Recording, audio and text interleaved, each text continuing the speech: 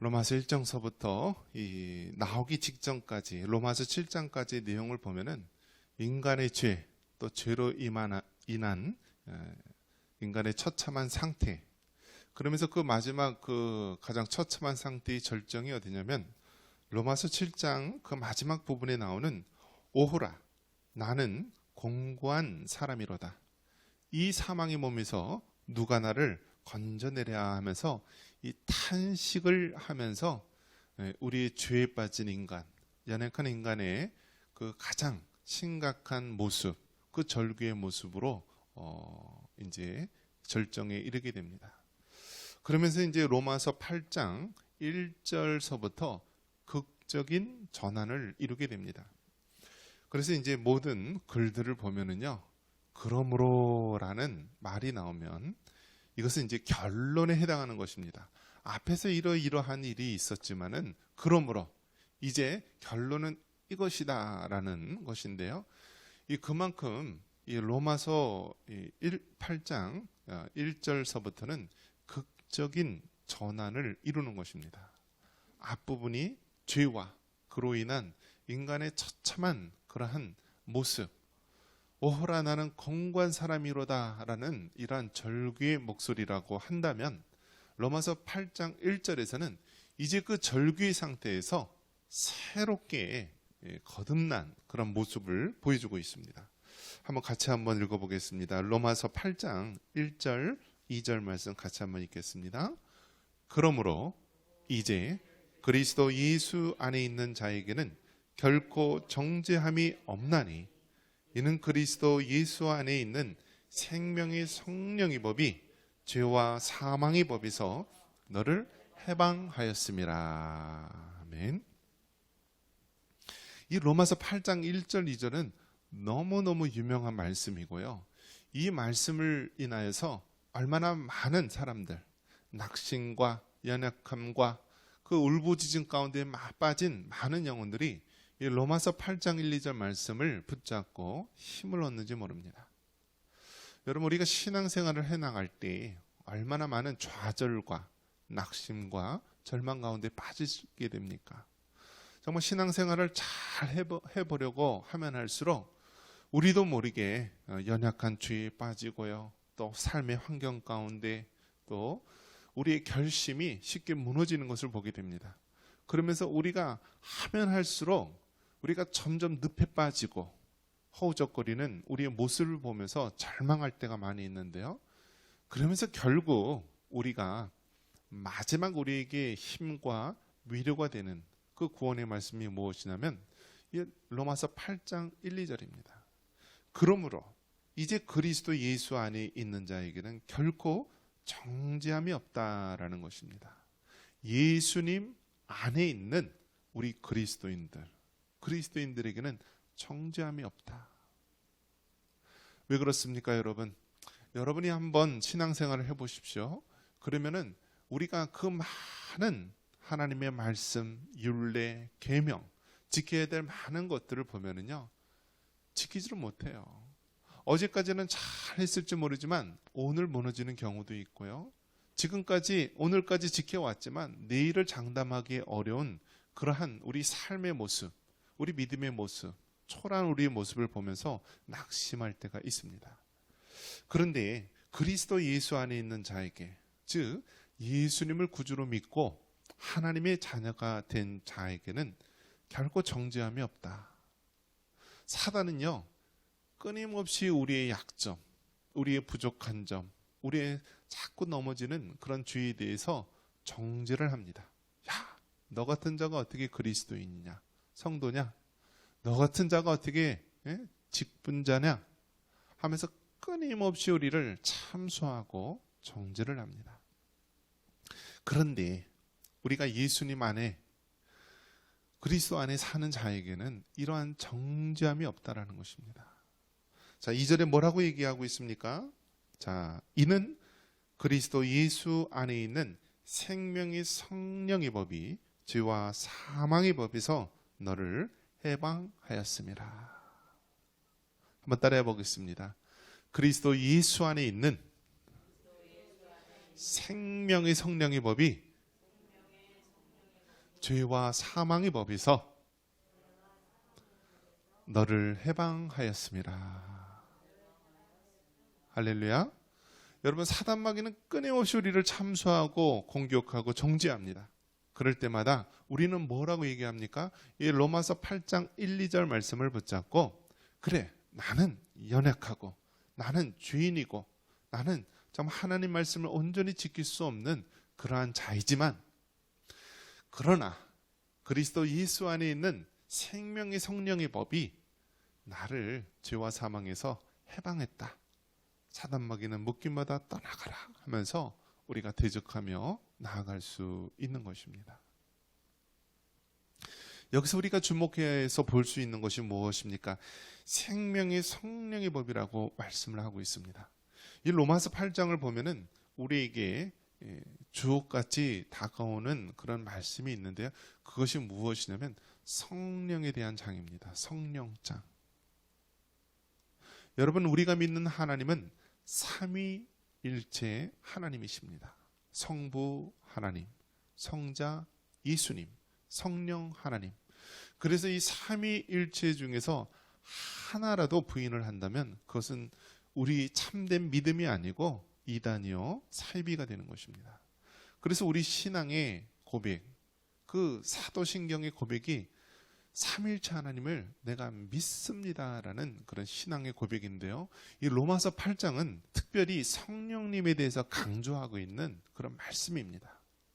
우리가 육신적으로 살아가지 못하고 늘 죄와 어려움 가운데 빠지고 있지만 성령 하나님께서 우리를 붙잡아 주시고요, 죄와 사망의 이 늪에서 우리를 구원하시는 분이 성령 하나님임을 말씀해 주고 있습니다.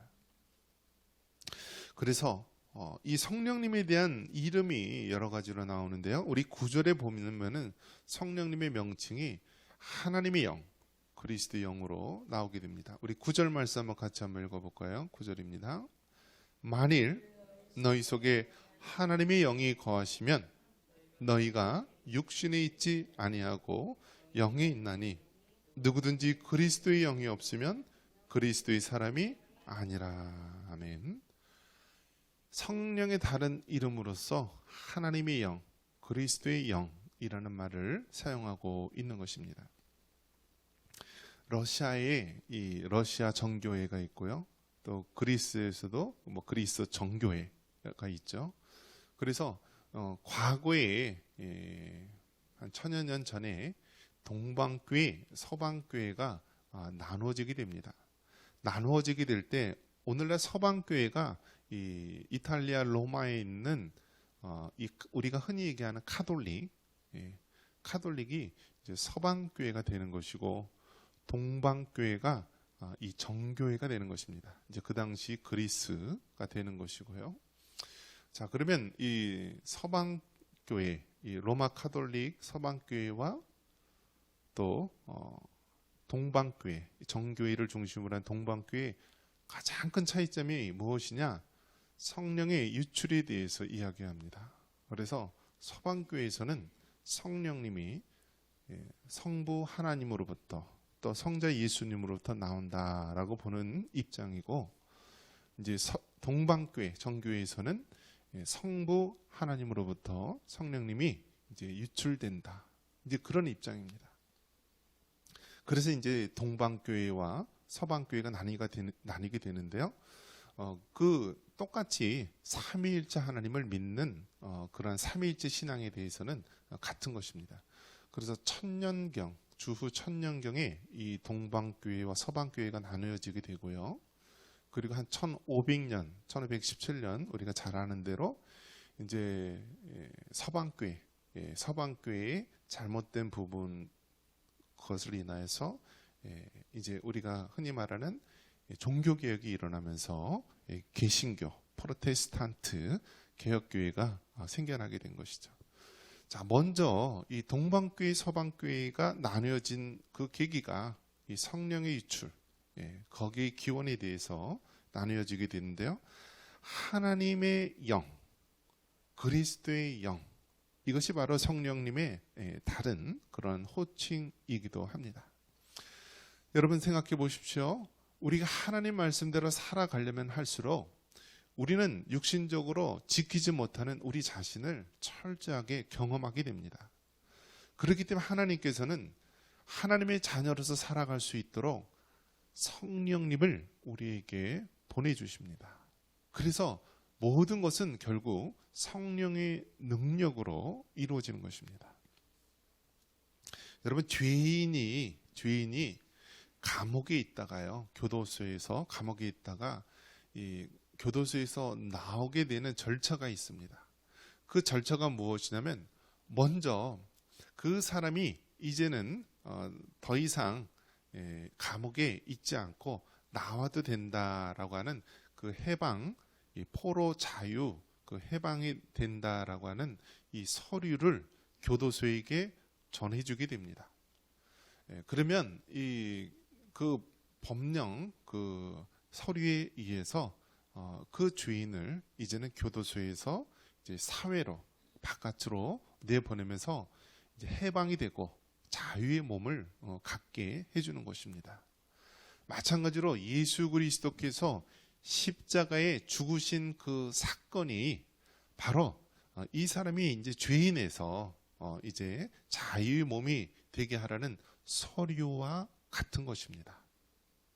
그리고 이 사람이 실질적으로 교도소에서 이제 바깥으로 자유의 몸이 되어서 나오는 사건이 바로 성령 하나님께서 우리 안에 역사하시고 우리가 참된 하나님의 자녀로 살아가는 것을 보여주고 있는 것입니다.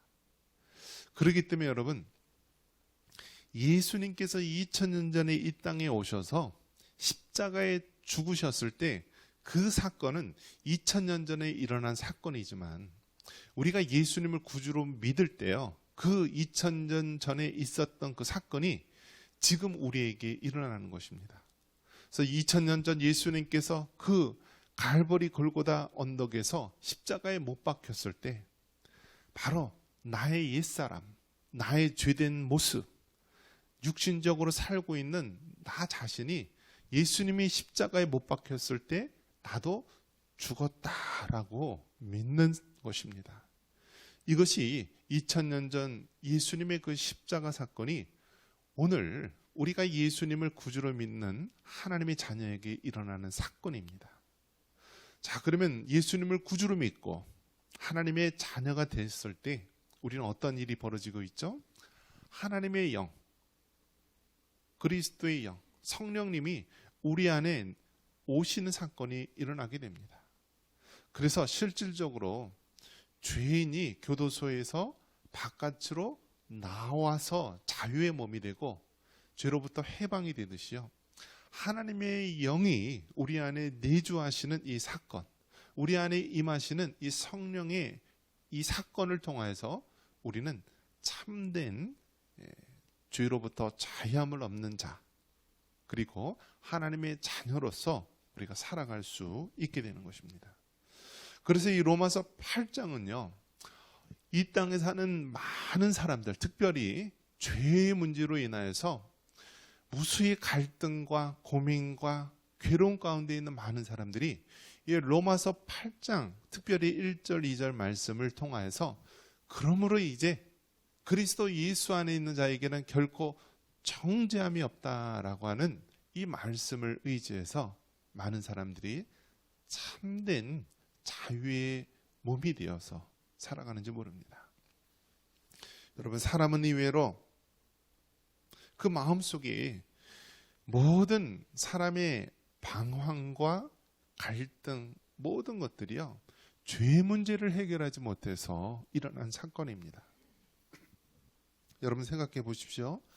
아무리 선행을 한다 할지라도 우리 안에 있는 죄의 문제를 해결할 수가 없습니다. 아무리 우리가 이 땅에 죄의 형벌을 받고 또 감옥에 갇히고 죄의 대가를 치렀다고 해서 우리 마음속에 있는 죄의 문제를 해결할 수가 없습니다. 이 죄의 문제를 해결할 수 있는 것은 단 하나, 예수 그리스도의 그 십자가의 피로만 가능한 것입니다. 그렇기 때문에 예수 그리스도의 이 십자가 사건은요, 우리 모든 죄인들에게 참된 죄로부터, 이 정죄함으로부터 참 자유함을 주는 유일한 길이 되는 것입니다. 여러분, 사람은 얼마나 악한지 아십니까? 사람은 정말 악해서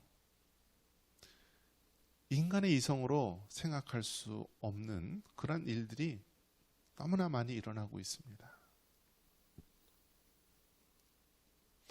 우리가 잘 아는 이 캄보디아라고 하는 나라에서 보면은요,